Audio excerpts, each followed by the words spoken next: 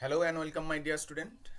আজকে আমরা তোমাদের ক্লাস 10-এর আরেকটি চ্যাপ্টার অর্থাৎ পাসিং অ্যাওয়ে বাপু এই চ্যাপ্টারটিকে নিয়ে আলোচনা করব এবং সমগ্র চ্যাপ্টারটি বিস্তারিত অর্থ আজকের ভিডিওতে আমরা আলোচনা সহকারে জেনে নেব। তো চলো শুরু করা যাক আজকে আমাদের পাঠ্য দ্য পাসিং অ্যাওয়ে অফ বাপু। প্যাসেজটির নাম শুনে আমরা বুঝতে পারছি পাসিং অ্যাওয়ে বা পাস অ্যাওয়ে, এটা কাইন্ড অফ ফ্রেজাল ভার্ব বা গ্রুপ ভার্ব, যার অর্থ হলো গিয়ে ডাইড বা ডাই, মৃত্যু মৃত্যু বা মারা যাওয়া। তাহলে এখানে অবভিয়াসলি আমরা একটা জিনিস বুঝতে পারছি, বাপু বাপু অর্থাৎ জাতির জনক গান্ধীজি বা মহাত্মা গান্ধীর মৃত্যুর গল্পের কথা আমরা এখানে জানতে পারবো। আমরা প্রত্যেকেই জানি মহাত্মা গান্ধী মারা গেছিলেন 1948 সালে।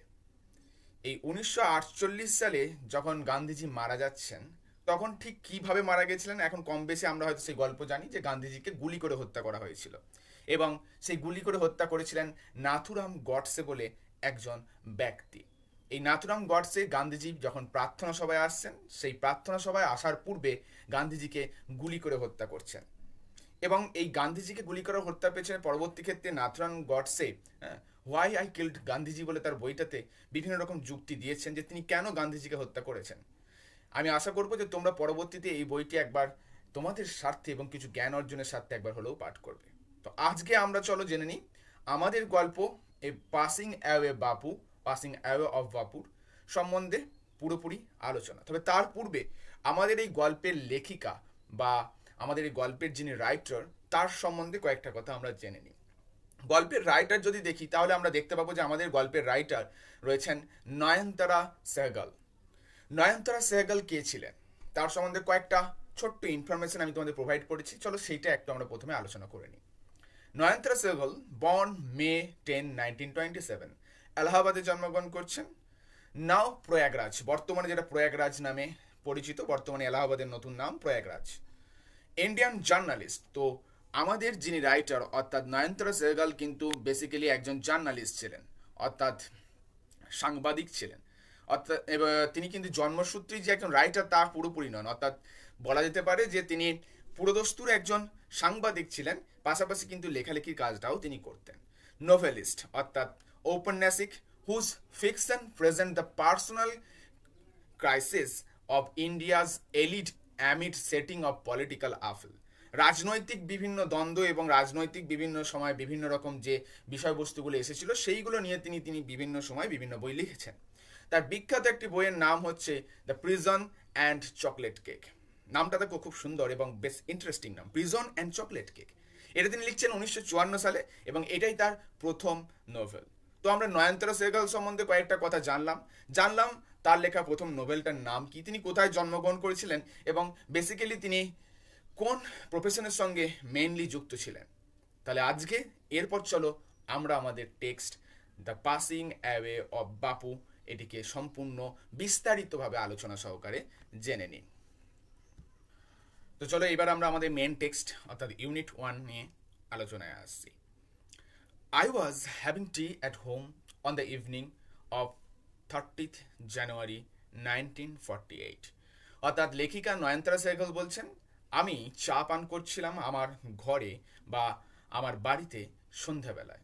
সময়টা বা তারিখটা ছিল 30 জানুয়ারি 1948 সাল। তাহলে গল্পের সূত্রপাতই হচ্ছে কিন্তু একটা নির্দিষ্ট সময় এবং একটি নির্দিষ্ট ডেট দিয়ে, যে সময় আমাদের লেখিকা তার নিজের ঘরেতে বসে চা পান করছিলেন সান্ধ্যকালীন অবস্থায়। When I was called to Birla house by an urgent telephone, যখন আমাকে ডাকা হয়েছিল বিড়লা হাউসে। এই সেই বিড়লা হাউস যে বিড়লা হাউসের সামনে কিন্তু গান্ধীজিকে গুলি করে হত্যা করা হয়েছিল। তো সেই বিড়লা হাউসে আমাদের লেখিকা নয়নতারা সেহগালকে ফোন করে ডাকা হয়েছিল। Okay, Gandhiji had been shoot, গান্ধীজিকে শুট করা হয়েছে। On his way to a prayer meeting, তিনি যখন একটা প্রার্থনা সভায় আসছিলেন সেই প্রার্থনা সভায় আসার পথে তাকে গুলি করে হত্যা করা হয়েছে। আই ওয়াজ নাম্ব উইথ শক, আমি শক অর্থাৎ হঠাৎ করে একটা ধাক্কা, নাম্ব অসাড় হয়ে পড়েছিলাম। As I got in to the car, যখন আমি গাড়িতে উঠলাম। At the Birla house, Birla হাউসে গান্ধীজি's relatives and followers had gathered round his body. গান্ধীজির আত্মীয়রা এবং তার অনুগামীরা তার গোটা দেহটাকে আঁকড়ে চারিদিকে বসে আছে। দেয়ার ওয়াজ সাইলেন্স, সেখানে একটা নীরবতা ছিল। ইন দ্য রুম, ঘরেতে। As Gandhiji breathe his last, যেহেতু গান্ধীজি তার শেষ নিঃশ্বাস ত্যাগ করেছেন। Words of Bapuji's death had spread through Delhi like a flame. গান্ধীজির মৃত্যুর খবর গোটা দিল্লিতে ছড়িয়ে পড়েছে ঠিক যেমন করে আগুন ছড়িয়ে পড়ে। আগুন লাগলে কি হয় আমরা সবাই জানি। আগুন লাগলে সেই জায়গায় যেহেতু ঠান্ডা বাতাস নিচ থেকে মানে উষ্ণ হয়ে ওপর দিকে উঠে যায় এবং বাইরের বাতাস তখন আরও বেশি করে বয়ে আসে। আগুন লাগলে দেখবে, তোমরা দেখেছো, সেই জায়গায় বাতাস আরও বেশি করে বয়। তাই আগুন লাগার সময় বাতাসের বেগ যেমন বেড়ে যায়, গান্ধীজির মৃত্যুর পর গান্ধীজির মৃত্যুর খবরটাও ঠিক যেন সেই রকমই বেগ বাড়িয়ে ছড়িয়ে পড়েছিল গোটা দিল্লিতে। Like a flame fanned by wind, যেন একটা আগুন বাতাসের দ্বারা আরও প্রজ্বলিত হয়, ঠিক সেইভাবেই গান্ধীজির মৃত্যুর খবরটা কিন্তু চারিদিকে ছড়িয়ে পড়েছিল। Sad groups of men and woman had collected around Birla house, অর্থাৎ দুঃখিত মানুষেরা, যারা কষ্ট পেয়েছে, শোক পেয়েছে, এমন সব মানুষেরা কিন্তু বিড়লা হাউসের চারপাশে জড়ো হয়েছিল। আউট অফ এভরি উইন্ডো, প্রত্যেক জানলার বাইরে থেকে, one could see a brown blur of faces, একটা বাদামি বর্ণের অস্পষ্ট সব মুখ। অর্থাৎ সকলের মুখে তখন শোকের ছায়া, সকলের মুখ তখন পেল বিবর্ণ, সেই জন্য এখানে তাদের মুখগুলোকে ব্রাউন ব্লার বলা হয়েছে। They did not make a sound, তারা কোনো শব্দ করতে পারছিল না, মানে তারা গান্ধীজির মৃত্যু খবরে এতটাই শোকাহত হয়েছিল যে কারো মুখ দিয়ে কোনো শব্দ বেরোচ্ছিল না। দেয়ার ওয়াজ অ্যান আনন্যাচারাল সাইলেন্স, সেখানে কিন্তু একটা অপ্রাকৃতিক নিস্তব্ধতা বা নীরবতা ছিল। আচ্ছা, এই নিস্তব্ধতা বা নীরবতাকে অপ্রাকৃতিক কেন বলা হয়েছে? নর্মালি কোনো একটা জায়গায় যদি প্রচুর লোকের সমাগম ঘটে, সেই জায়গায় অনেক কোলাহল হয়, মানুষজনের কথাবার্তা অনেক কিছু হয়, কিন্তু দেখো এখানে এত লোক সমাগম ঘটেছে, তবুও চারপাশটা কিন্তু সাইলেন্ট। সেই কারণে এই যে সাইলেন্স, সেটাকে আনন্যাচারাল বলেছে। ন্যাচারালি কিন্তু এটা হওয়ার কথা ছিল না। It was as if time stood still for those few minutes, এটা যেন মনে হচ্ছিল সেই বেশ কয়েকটা মিনিটের জন্য সময় দাঁড়িয়ে গেছিল, মানে সময় যেন আর এগুচ্ছিল না, সব কিছু যেন নিস্তব্ধ হয়ে গেছিল। The people were too stunned, লোকজন এতটাই স্তম্ভিত হয়েছিল, to speak in the beginning, শুরুতে কথা বলতে। এই যে খবরটা, এটা তাদের অকস্মাৎ খবর। গান্ধীজি একজন সুস্থ মানুষ, গান্ধীজি দেশের জননেতা, তাকে এইভাবে গুলি করে হত্যা করা হবে বোধহয় কেউ ভাবেনি। তাই এই খবরটা পাওয়ার পর সকলে এতটাই স্তম্ভিত হয়ে গেছিল যে শুরুতে কারো মুখ দিয়ে কোনো কথা বের হয়নি। লেটার দে ক্লামার্ড ওয়াইল্ডলি, তারপরে তারা কোলাহল তৈরি করেছিল বা কোলাহল সৃষ্টি করেছিল, যেমনটা নর্মালি প্রচুর লোকের সমাগম হলে হয়ে থাকে। শাউটিং অ্যান্ড ক্রাইং, চিৎকার করছে, কান্নাকাটি করছে। দে জাসল্ড ওয়ান অ্যানাদার, তারা একে অপরের সঙ্গে ধাক্কাধাক্কি করছে, সকলেই গান্ধীজিকে দেখার জন্য আগে যেতে চাইছে, ধাক্কাধাক্কি শুরু হয়ে গেছে। In a stampede to break into the house, মানে একে অপরকে পদপিষ্ট করে ব্রেক ইনটু দ্য হাউস, বাড়ির ভেতরে জোর করে প্রবেশ করতে চাইছে। ওই যে বিড়লা হাউসে জোর করে প্রবেশ করতে চাইছে, কারণ সকলেই একবার শেষবারের মতো গান্ধীজিকে দেখতে চাইছে। তারা হয়তো ভাবছে যে গান্ধীজিকে আর আমরা দেখতে পাবো না, তাই একটা কোলাহল, পদপিষ্টতার মতো পরিবেশ সৃষ্টি হয়ে গেল। They calmed a little when it was announced that, তারা একটু শান্ত হলো যখন এটা ঘোষণা করা হলো যে they would be allowed to see Gandhiji before the funeral, তাদের প্রত্যেককে অ্যালাউ করা হবে, প্রত্যেককে অনুমতি দেওয়া হবে গান্ধীজিকে দেখার জন্য বিফোর দ্য ফিউনারেল, তার শেষকৃত্য সম্পন্ন হওয়ার আগে। অর্থাৎ একটা ঘোষণা দেওয়া হলো, লোকজনের মধ্যে এত কোলাহল হচ্ছে দেখে, এত ধাক্কাধাক্কি হচ্ছে দেখে, আরো বিপদ বাড়তে পারে দেখে ঘোষণা করা হলো যে প্রত্যেককেই অ্যালাউ করা হবে গান্ধীজিকে দেখার জন্য তার শেষকৃত্য সম্পন্ন হওয়ার আগে, আপনারা দয়া করে কেউ কোলাহল করবেন না। তো এই কথাটা বলে কিন্তু একটা ঘোষণা যেই এলো, লোকজন কিন্তু তখন কামড, শান্ত হয়ে গেল, কারণ সবাই যখন নিশ্চিত হতে বলে যাক আমরা প্রত্যেকেই দেখতে পাবো। এতক্ষণ তো ধাক্কাধাক্কি চলছিল, তারা গান্ধীজিকে দেখতে পাবেন না এই ভাবনাটা ভেবে। এইবার দেখো তোমরা এখানে একটা ছবি দেখতে পাচ্ছ, যেটা হচ্ছে গিয়ে বিড়লা হাউস, যে বিড়লা হাউসে গান্ধীজি প্রার্থনা সবাই যাওয়ার সময় হত্যা হয়েছিলেন, তো সেই বিড়লা হাউসেরই একটা ছবি তোমরা এখন দেখতে পাচ্ছ। এরপরে তোমরা দেখো একটা দেখতে পাবে গান্ধীজি শেষ অবস্থায় যে ছবি, যেখানে তার রিলেটিভরা এবং তার অনুগামীরা কিন্তু তাকে ভিড় করে চারিদিকে ঘিরে রেখেছেন। এটি গান্ধীজির শেষ অবস্থার ছবি। এবার আমাদের ইউনিট 1 এর বাকি যেটুকু অংশ রয়েছে চলো সেটা আমরা কমপ্লিট করে নিই। When one is faced with the shock of a loved one's death, one whimpers, what will become of me now that he has left me? এবার লেখক একটা খুব সুন্দর কথা বলছেন, when one is faced with the shock, যখন একজন হঠাৎ করে কোনো ধাক্কার সম্মুখীন হয়, of a loved one's death, তার প্রিয় মানুষের মৃত্যুর খবরে, one whimpers, একজন ফুঁপিয়ে কেঁদে ওঠে এবং বলে ওঠে, what will become of me now that he has left me? এখন আমার কি হবে, সে যে আমাকে ছেড়ে গেল। দেখবে তোমরা অনেকেই হয়তো নিকট আত্মীয়ের মৃত্যুর খবর শুনেছো বা মৃত্যুর সামনে থেকে দেখেছো। সে মতো অবস্থায় আমরা প্রত্যেকেই যেন একটু অসহায় হয়ে পড়ি। নিকট আত্মীয় বা নিকট মানুষটা যখন আমাদের ছেড়ে চিরজীবনের মধ্যে চলে যান, তখন সে মতো অবস্থায় আমাদের মনে হয় যে আমার ভরসার ব্যক্তি বা আমার মাথার উপরে যে ছাদ ছিল সেই ছাদ আজ ভেঙে পড়েছে, সেই ভরসার ব্যক্তি আজ আর আমাদের মধ্যে নেই। এইবার আমার কি হবে? হ্যাঁ, হয়তো বা আমরা প্রত্যেকে আবার নতুন করে বাঁচতে শিখে যাব, তবুও সেই মুহূর্তে দাঁড়িয়ে কিন্তু আমাদের মনে হবে যে আমরা যেন সর্বহারা হয়ে গেছি, আমাদেরকে আগলানোর মতো আর কেউ নেই। সেই কথাটাই কিন্তু লেখিকা বলেছেন। This was surely the question uppermost in the mind of the mourning people. লেখিকা বলছেন এই প্রশ্নটা অবশ্যই প্রত্যেকটা ব্যক্তির মনের সবার প্রথম প্রশ্ন ছিল ওই শোকাতুর মানুষগুলো, যারা ওই জায়গায় শোকগ্রস্ত হয়ে দাঁড়িয়েছিল। গান্ধীজির মৃত্যুতে যারা শোকাতুর হয়েছে, যারা শোক পেয়েছে, তাদের প্রত্যেকের মনে প্রথম প্রশ্নটা নিশ্চয়ই এটাই ছিল যে এইবার আমাদের কি হবে? বাপু যে আমাদের ছেড়ে চলে গেলেন, সেই বাপু চলে যাবার পর আমাদের কি হবে? Okay, they looked like lost children. তাদেরকে দেখে মনে হচ্ছিল তারা যেন হারিয়ে যাওয়া সন্তান। তাদের সকলের বাপু বা পিতা, সকলের পিতা আজ মারা গেছে। তাই আজ আমরা সকলেই সেই যেন হারিয়ে যাওয়া সন্তান। আজ আমাদের মাথার উপর বাপু নেই। It was the question in many of our hearts. এই প্রশ্নটা আমাদের অনেকের হৃদয়েই এসেছিল অ্যাজ উই স্যাট, যখন আমরা বসেছিলাম, স্টিল শকড, তখনও হতচকিত হয়ে, তখনও এই বিভ্রান্ত হয়ে, অ্যান্ড আনবিলিভিং, এবং এটা আমরা বিশ্বাসই করতে পারছিলাম না যে বাপু আর আমাদের মধ্যে নেই। We listen to the broadcast, আমরা বেতার সম্প্রচার শুনছিলাম, telling the people of India, যেখানে ভারতের জনগণদের বলা হচ্ছে দ্যাট, যে দেয়ার বাপু ওয়াজ নো মোর, তাদের বাপু আর বেঁচে নেই, অর্থাৎ বাপুর মহাপ্রয়াণ ঘটেছে। এই কথাটা তখন কিন্তু বেতার মাধ্যমে সম্প্রচার করা হচ্ছে। তাহলে এখনো পর্যন্ত যেটুকু আমরা দেখতে পেলাম যে বাপু মারা গেলেন, নরেন্দ্র সেহগল সেখানে এলেন এবং সেখানে এসে যা যা দেখতে পেলেন, প্রচুর মানুষের ভিড় জমেছে। তারা প্রথমে কিছুক্ষণ কেউ কোনো কথা বলতে পারেনি, একেবারে নিস্তব্ধ অবস্থায় ছিল, কিন্তু তারপরে একটু সময় পর তাদের মধ্যে একটা কোলাহল, ধাক্কাধাক্কি সৃষ্টি হলো। তবে পরে যখন ঘোষণা করা হলো যে সকলকে দেখতে সুযোগ দেওয়া হবে বাপুকে, তখন আবার লোকজন শান্ত হয়ে গেল। এবং তখন লেখিকা বলছেন এই জায়গায় থাকা প্রত্যেকটা মানুষের মনের মধ্যে হয়তো একটাই প্রশ্ন সবার প্রথম আসছিল যে বাপু আমাদের ছেড়ে চলে গেলেন, এইবার আমাদের কি হবে? যেমনটা আমাদের প্রিয় মানুষ বা আমাদের প্রিয় লোক আমাদের ছেড়ে চলে গেলে আমাদের সকলেরই মনে হয়।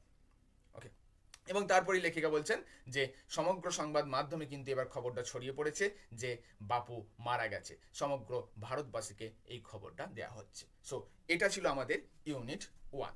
এরপরে আমরা আমাদের ইউনিট 2টাকে চলো দেখে নিই।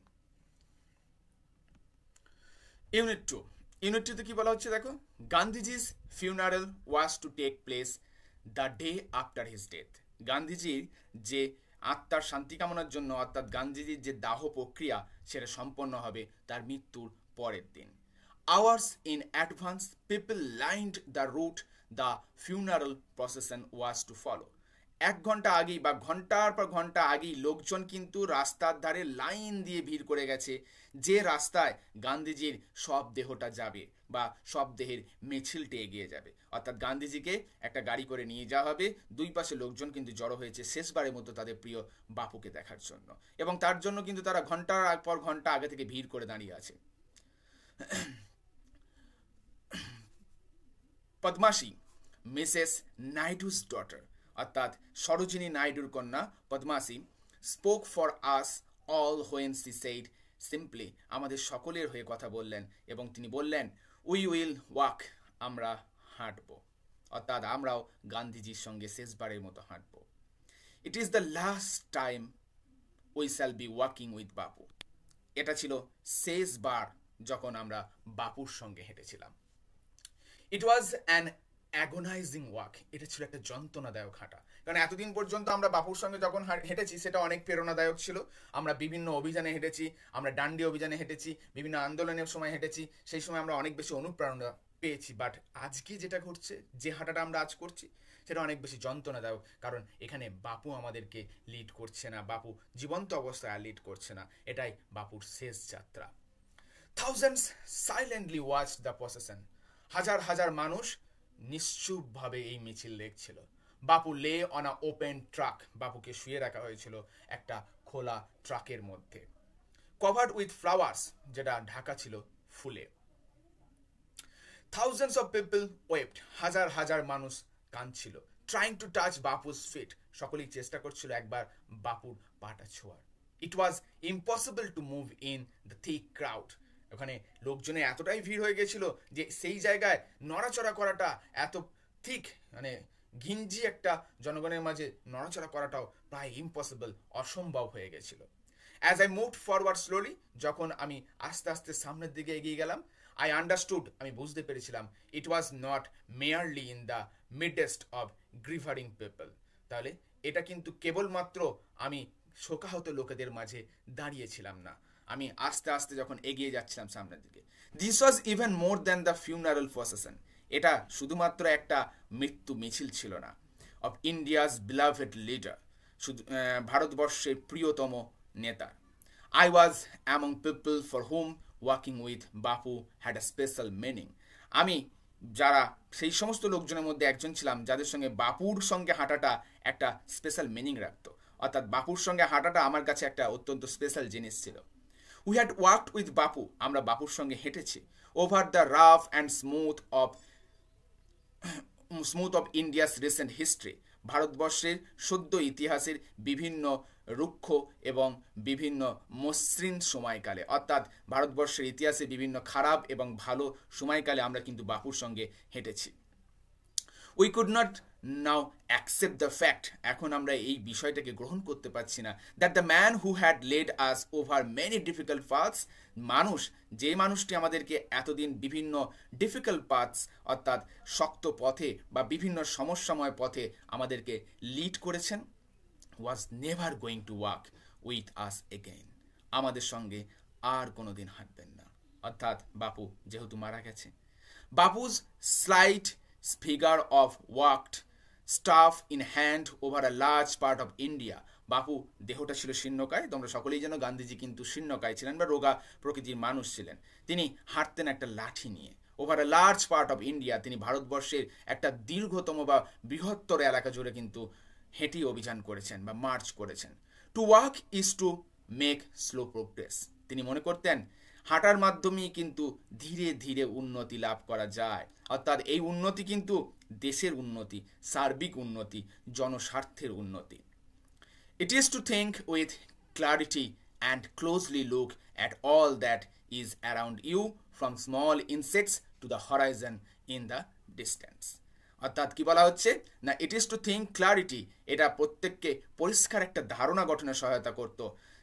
একটা স্মল ইনসেক্ট অর্থাৎ ছোট্ট প্রাণী থেকে দিগন্ত পর্যন্ত সমস্ত বিষয়ে ধারণা গঠনে সহায়তা করতো। তাকে একজন মানুষ যখন হাঁটাচলা করবে, যতটা না তুমি ধরো কোনো একটা গাড়ির মাধ্যমে যাচ্ছ বা কিছুর মাধ্যমে যাচ্ছ, সেইটার সময় তুমি যতটা প্রকৃতির সম্বন্ধে আইডিয়া করতে পারবে, একটা তুমি যদি হেঁটে যাও তাহলে সেখানে বিভিন্ন জিনিস সম্বন্ধে তুমি আইডিয়া করবে, সেটা ছোট্ট কীটপতঙ্গই হোক কিংবা সাধারণ মানুষের জীবনযাত্রাই হোক কিংবা নীল দিগন্তই হোক, সমস্ত কিছুর সম্বন্ধেই কিন্তু তুমি আইডিয়া করতে পারবে। তোমার কাছে কনসেপ্ট আরও অনেক বেশি ক্লিয়ার থাকবে, তুমি মানুষের আরও অনেক বেশি কাছাকাছি আসতে পারবে এবং মানুষের সমস্যাগুলো আরও ভালোভাবে তোমার কাছে ক্লিয়ার হবে। এই ধারণাটা কিন্তু বাপুর ছিল। সেই কারণে কিন্তু বাপু ভারতবর্ষের বহু জায়গা পদব্রজে বা পায়ে হেঁটে ভ্রমণ করেছেন মানে বিভিন্ন আন্দোলন করেছেন। ওকে, এর পরের অংশে কি রয়েছে আমরা দেখে নিই, চলো। এখানে একটা ছবি দেখো তোমাদের দেওয়া রয়েছে, যেটা বাপু যখন মারা যাচ্ছেন তার ডেড বডির যে প্রসেশনটা হচ্ছে, সেই হুড খোলা একটা ট্রাক, সেই ট্রাকে বাপুর দেহ নিয়ে যাওয়া হচ্ছে এবং যে ট্রাকটাকে পুরো ফুল মালা দিয়ে সাজানো হয়েছিল এবং তোমরা দেখতে পাচ্ছ অ্যাজ ইউজুয়াল হাজারো হাজারো মানুষ সেখানে ভিড় করে আছে। এবার ইউনিট 2 এর শেষ পার্টটুকু আমরা দেখে নিই, চলো।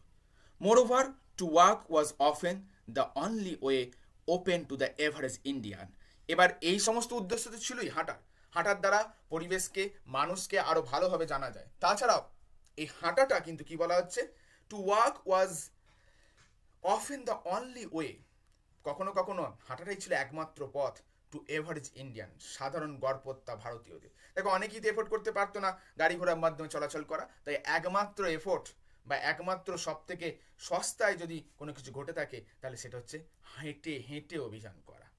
ইট রিকোয়ার্ড নো ভেহিকল, এটার জন্য কোনো যানবাহনের প্রয়োজন হয় না, এক্সেপ্ট শুধুমাত্র হিজ ওন বডি, তার নিজের দেহটা ছাড়া।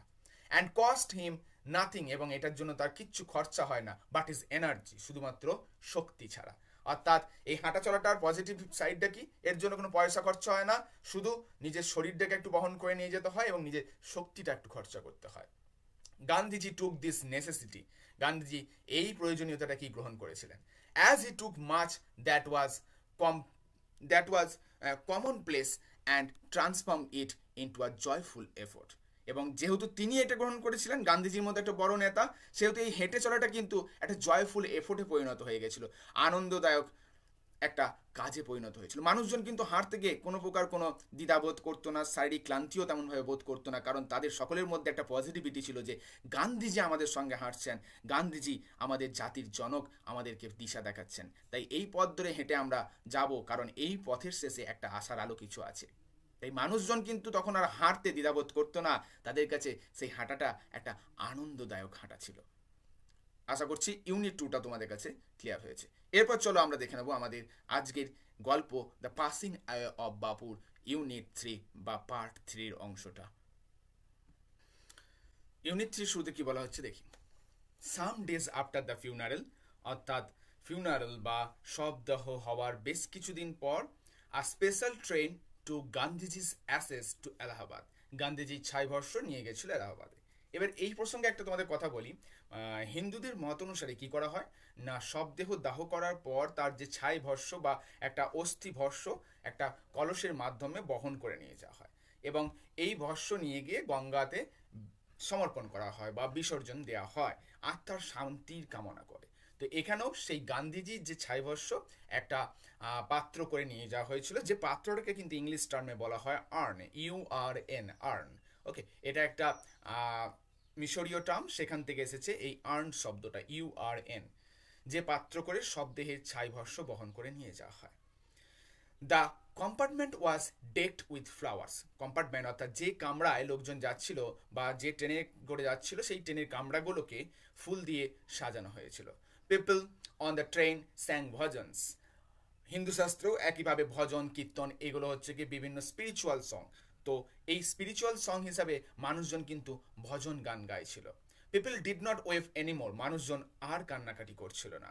দে could feel Gandhiji's presence amid the flowers and songs, তারা অনুভব করতে পারছিল গান্ধীজির উপস্থিতি এই সমস্ত ফুলের মধ্যে, এই সমস্ত গানের মধ্যে, অর্থাৎ গান্ধীজি ফিজিক্যালি না থাকলেও তাদের মধ্যে মেন্টালি ছিলেন, তাই তারা মেন্টালি গান্ধীজি প্রেজেন্সটাকে উপলব্ধি করতে পারছিল বলে তারা কিন্তু আর দুঃখ করছিল না বা আর কান্নাকাটি করছিল না।